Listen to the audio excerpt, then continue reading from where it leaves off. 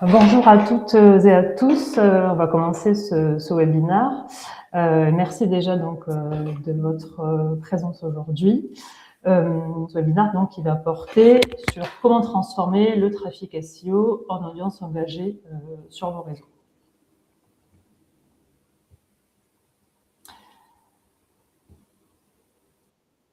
Présenter également. Oui, Donc, je laisse. à tous, Charles, Social Media Manager chez White Mirror, et je suis accompagné aujourd'hui d'Océane, que je vais laisser se présenter.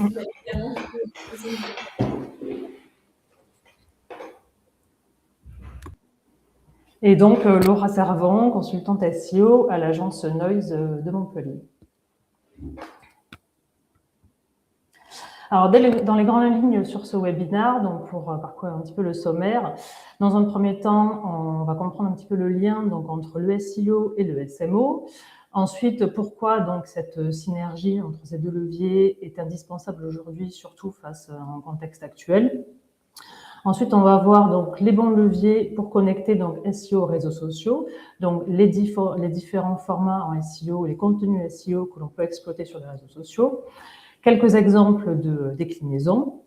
Ensuite, les différents points de conversion qui seront importants à mettre en place sur le contenu SEO donc vers les réseaux sociaux. De manière donc un peu plus concrète aussi, comment transformer un visiteur SEO en abonné engagé. Et enfin, on va voir les bonnes pratiques et les erreurs à éviter.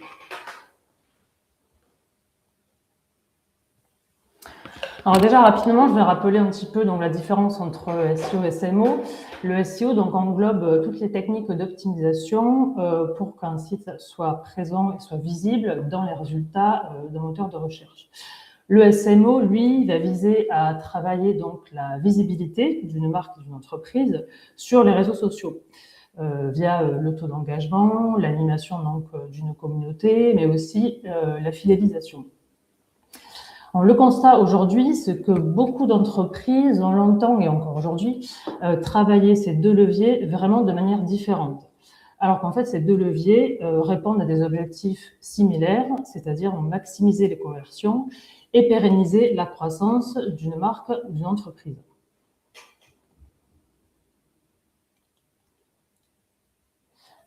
En réalité, ces deux leviers vont s'auto-alimenter à travers une boucle vertueuse.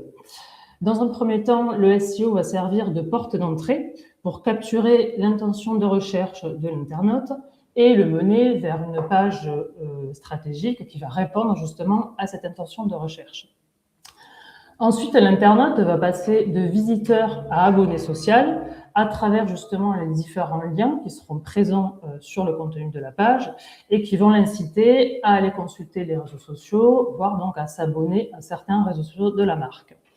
Il va du coup faire partie d'une communauté, c'est ce qu'on appelle l'ancrage communautaire.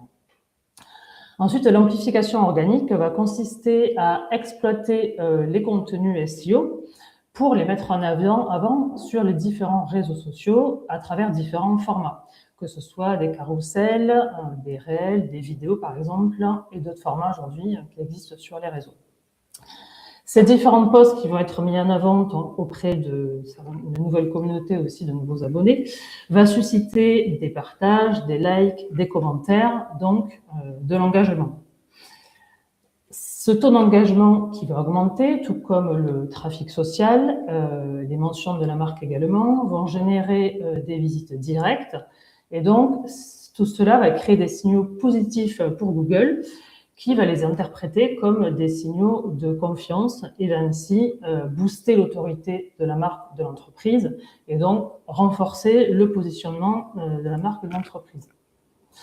Ainsi se crée le cercle vertueux, c'est-à-dire que donc, le SEO va alimenter le SMO en contenu de qualité et le SMO va amplifier l'impact du SEO. Alors, cette synergie, elle est indispensable à travailler aujourd'hui, surtout face à un contexte actuel qui est très changeant. En SEO, on observe de plus en plus une baisse du taux de clic organique. En effet, face à l'évolution de l'affichage donc des résultats de recherche, Donc, notamment, on voit apparaître de plus en plus ces dernières années donc, les positions 0, mais aussi l'encart, les PA, donc, qui sont les autres questions posées par Google. Et demain, avec l'AI Overview qui va arriver, donc c'est un encart où on aura directement les réponses générées par les IA.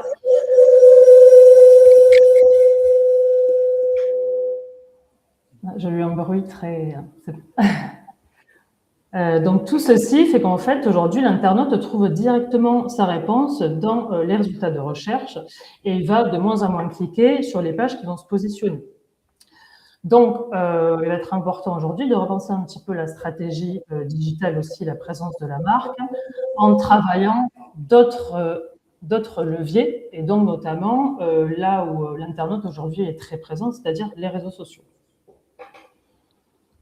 Et du coup...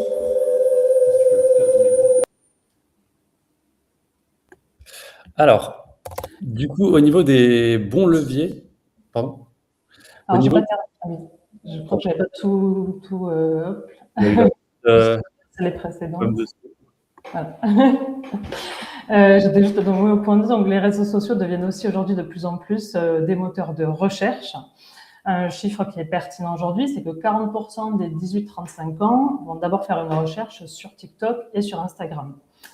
L'internaute aujourd'hui va plus se contenter de consommer du contenu, mais il va aussi effectuer en fait des recherches actives sur les réseaux sociaux, comme il le ferait sur Google. Un autre fait, c'est que depuis juillet 2025, les posts Instagram et Facebook sont donc potentiellement indexés par Google à partir du moment où celui-ci juge le contenu pertinent. Donc, comme des pages web classiques, ces posts peuvent être indexés aujourd'hui par Google. C'est pour ça qu'il faut repenser aussi la stratégie SMO avec une logique de recherche, en intégrant donc le mot-clé principal et le mot-clé secondaire dans le titre et la description, de mettre des hashtags stratégiques, de répondre aussi, de reprendre du contenu, les questions les plus posées par les internautes, de les reprendre également sous format vidéo. En fait, il faut penser les posts des réseaux sociaux un peu comme des mini-contenus SEO aujourd'hui. Le renforcement des critères EEAT, donc je l'évoquais un peu tout à l'heure en parlant de boost d'autorité, qui est un des piliers de ces critères.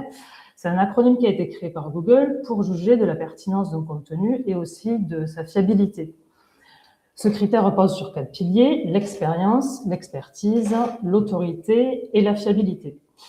Aujourd'hui, un site ou une marque qui répond à ces 4 critères-là va être jugé comme fiable par Google.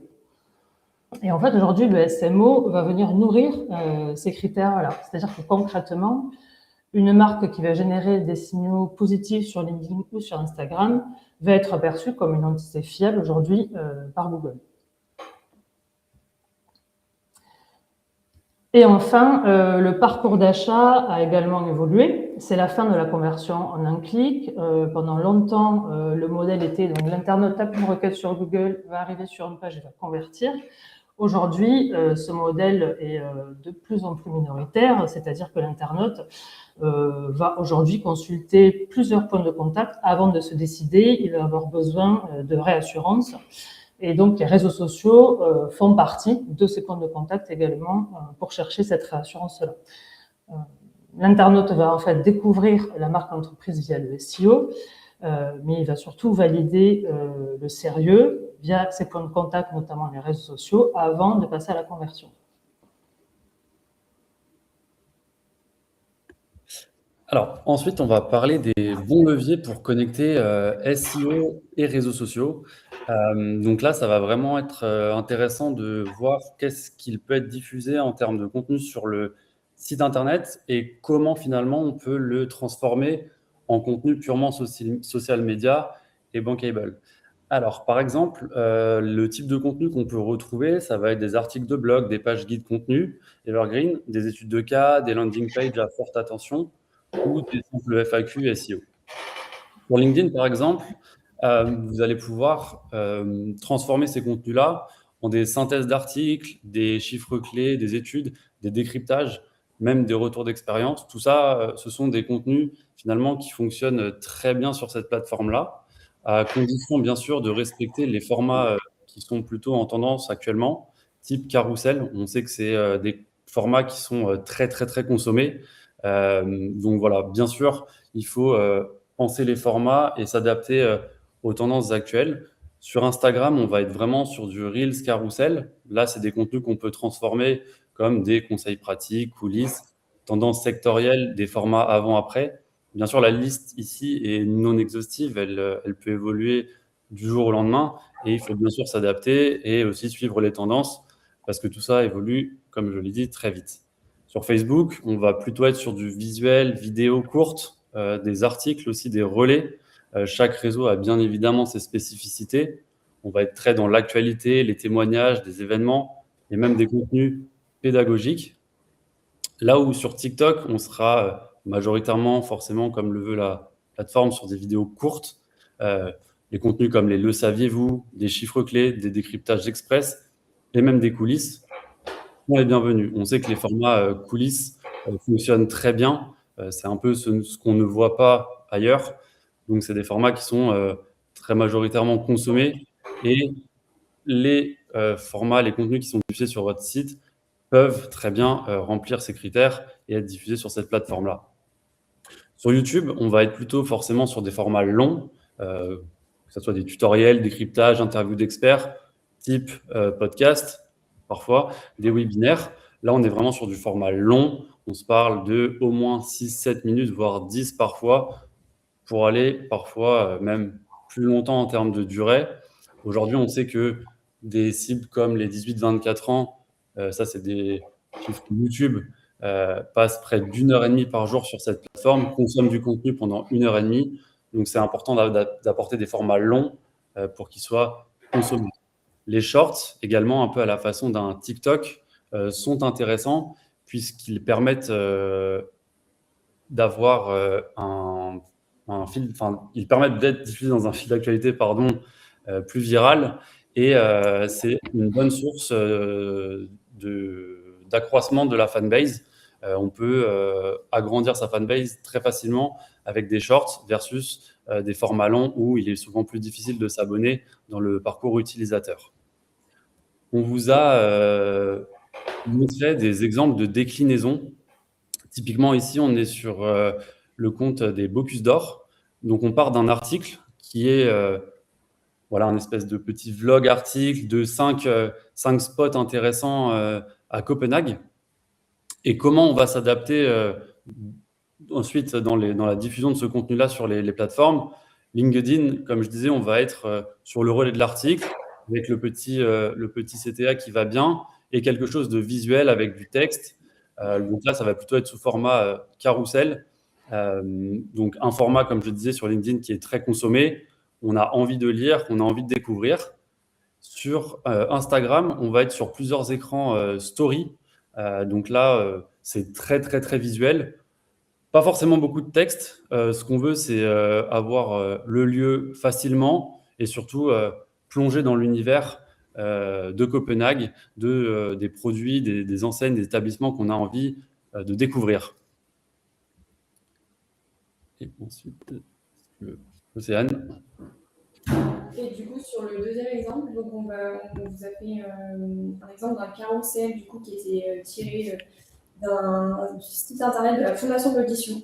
Donc là, l'idée, c'était vraiment de mettre en avant ce format-là sur Instagram et que ce soit vraiment quelque chose qui soit plus accessible, donc avec évidemment un lien de redirection ensuite vers le site internet. Ce format, il peut également se décliner très facilement en story. C'est vrai que ça fonctionne très bien sur cette plateforme. Et aussi, pourquoi pas, sur LinkedIn, comme le disait tout à l'heure Charles, c'est vraiment un format qui est privilégié sur cette plateforme, donc il ne faut pas hésiter à le partager. Alors ensuite, pour continuer un peu dans le concret, et vraiment, quelles sont les étapes pour transformer un visiteur SEO en abonné engagé, c'est-à-dire comment faire pour qu'un visiteur qui va découvrir et va arriver sur un article via Google devienne demain, par exemple, un abonné LinkedIn, un participant en webinaire ou alors un ambassadeur de votre marque. Donc pour cela, 3 étapes sont importantes à respecter. Dans un premier temps, il va falloir capturer l'attention de l'internaute qui vient d'arriver donc sur la page en question.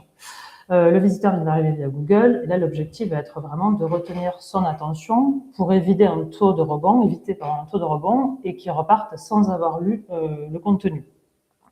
Donc ça va passer par une page qui va se charger rapidement, sans pop-up agressive. Il sera important également de donner la réponse à la requête SEO dès les premières secondes de la lecture. Ça passe également par des articles qui doivent être structurés de manière claire et lisible, aérés, avec des H2 et des H3 pertinents, et surtout respecter une cohérence sémantique pour le compte vraiment à l'intention de recherche qui aurait été tapée sur Google. On peut également donc mettre des éléments visuels, c'est-à-dire des éléments autres que du format textuel, via des vidéos, des infographies ou autres, sur le contenu, avec des exemples également et des cas concrets. Ensuite, le visiteur est en train donc de consommer le contenu, en train de lire la page, et c'est à ce moment-là qu'on va lui proposer, qu'on va lui tendre des passerelles vers les réseaux sociaux. Donc là, ça va passer par des liens contextualisés, des CTA qui vont être vraiment fondus au sein de l'article et surtout non intrusifs. Ça va passer également par un apport d'une preuve sociale, donc par exemple afficher des extraits de commentaires pertinents issus des réseaux sociaux ou un compteur d'abonnés directement dans le corps de l'article. Dans la prochaine slide, je détaillerai justement un peu plus ces fameuses passerelles qui permettent donc de passer de contenu SEO vers le SMO. Enfin, la troisième étape va consister à nourrir la relation et l'engagement. Une fois que le visiteur donc a cliqué et s'est abonné donc à différents réseaux sociaux de la marque, il faut le transformer en membre actif et donc pérenniser la relation. Donc ça passe, comme on vient de le voir, par l'exploitation des contenus SEO sous différents formats réseaux sociaux. On va par exemple prendre un article qu'on va découper en plusieurs carousels, quelques vidéos courtes et un ou deux posts par exemple sur LinkedIn. Nourrir la relation va également dire utiliser la nouvelle communauté de manière intelligente, c'est-à-dire pour l'amener vers des pages à forte conversion de votre site. Donc ça peut être des landing pages, des études de cas, des pages de tarification ou par exemple un formulaire de démo. Une règle d'or qui est importante aussi à avoir en tête, c'est-à-dire que si votre contenu SEO aujourd'hui génère du trafic, ça veut dire que quelque part il a validé son intérêt auprès de votre audience et donc c'est un signal qu'il peut potentiellement fonctionner en social media. Donc il est important de ne pas laisser dormir le contenu sur votre site. Pour piloter, oui, les principaux KPI rapidement, mais pour piloter donc cette stratégie, on va surveiller plusieurs KPI, donc plusieurs métriques. À la fois donc la baisse du taux de rebond, qui sera la preuve que la première étape finalement aura fonctionné. L'augmentation du temps de lecture, qui sera également une preuve d'engagement. Et enfin, la croissance de votre base d'abonnés, la base SMO, et donc l'augmentation du taux d'engagement.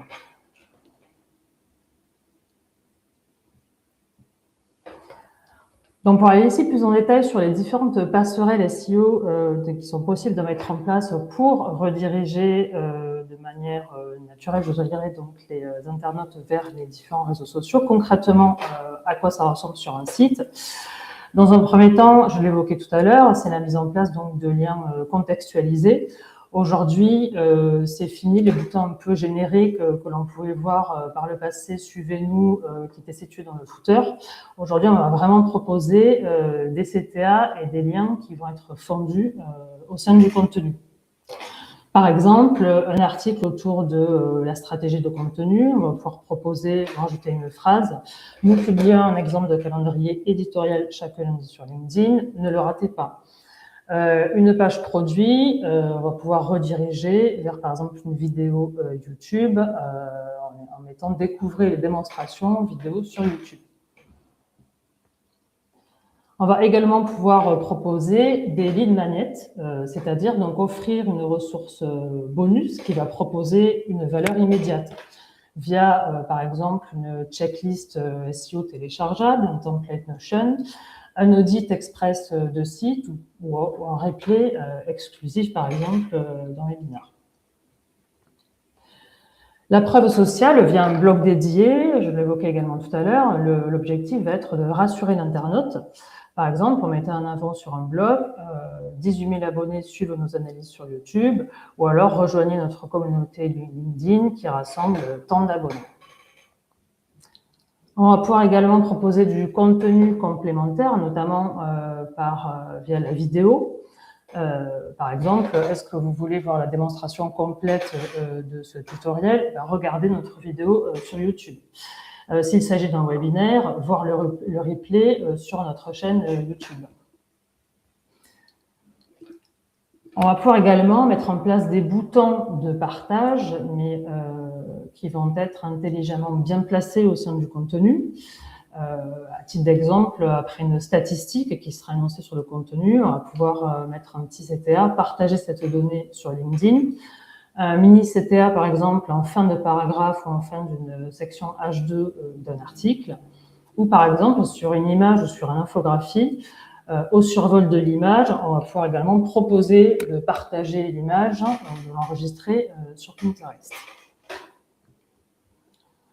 Enfin, une passerelle qui est là, pour le coup, plutôt invisible pour l'internaute, ça va être d'intégrer les pixels Meta et LinkedIn sur les pages stratégiques SEO.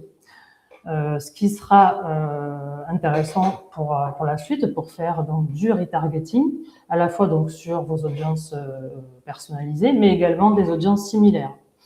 Le visiteur qui aura lu l'article et qui va voir quelques jours plus tard votre publicité, par exemple, sur LinkedIn, sur le même sujet, là, potentiellement, on va augmenter son taux de conversion.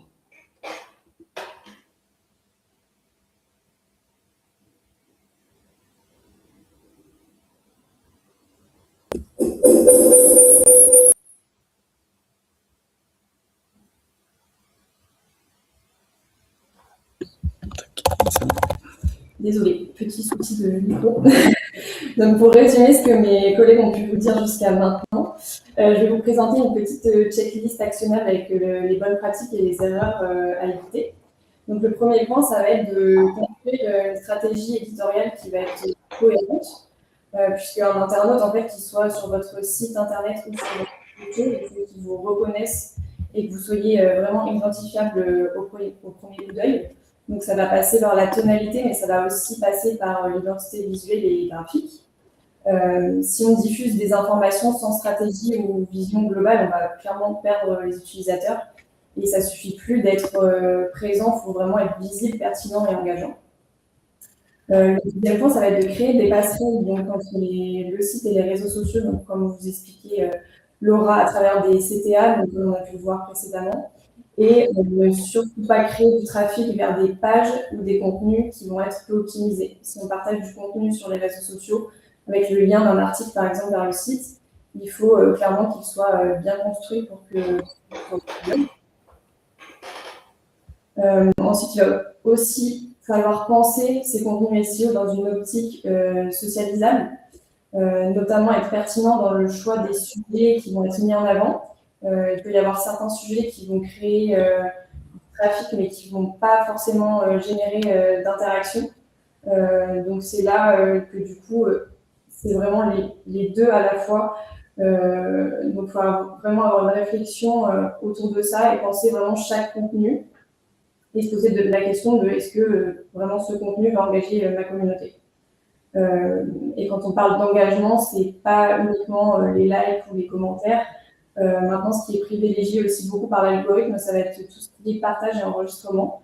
Donc, il faut aussi réfléchir à sa stratégie en prenant ça en compte. Ensuite, on va décliner les contenus SEO en format social media. Donc, l'idée, ça ne va pas être de diffuser les mêmes contenus sur chaque plateforme, comme le disait Charles tout à l'heure. Vraiment, chaque plateforme a ses usages un peu spécifiques. Et on va surtout faire en fonction des formats qui sont, encore une fois, privilégiés par l'algorithme. Donc, on va pouvoir tester un peu plusieurs angles et à partir d'un même contenu SEO, voir un peu comment ça fonctionne. Donc, par exemple, des tendances ou des conseils à partir d'un article ou alors des chiffres clés à partir d'une étude, et on va un peu faire des tests. Et du coup, pour finir, il va falloir utiliser aussi les bons formats sur les bonnes plateformes. Donc, c'est hyper important d'établir une stratégie par réseau et de ne pas vouloir juste être présent partout parce que ça ne répondra pas forcément aux besoins de votre cible, tout simplement. Et c'est aussi primordial d'analyser ses résultats et d'ajuster sa stratégie aussi, parce que voilà, c'est pas gravé dans le marbre, les algorithmes ils évoluent vraiment très vite. Donc il faut aussi être en capacité de faire ces ajustements quand c'est nécessaire pour vraiment optimiser vos performances.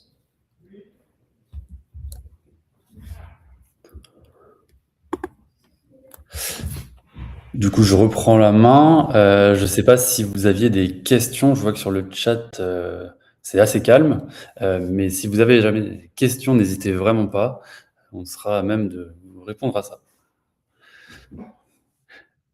Je ne sais pas autrement si Laura, tu souhaitais rajouter quelque chose.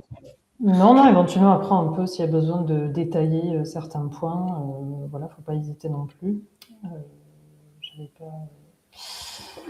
Je crois qu'on a fait le tour un peu de tout.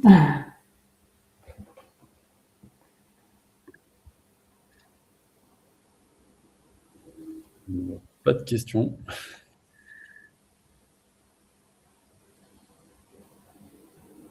Chloé, merci Chloé. Du coup, je ne sais pas s'il va y avoir des questions. En tout cas, merci beaucoup Laura, Océane pour la présentation. C'était très instructif. Je ne sais pas si vous avez un petit mot de la fin.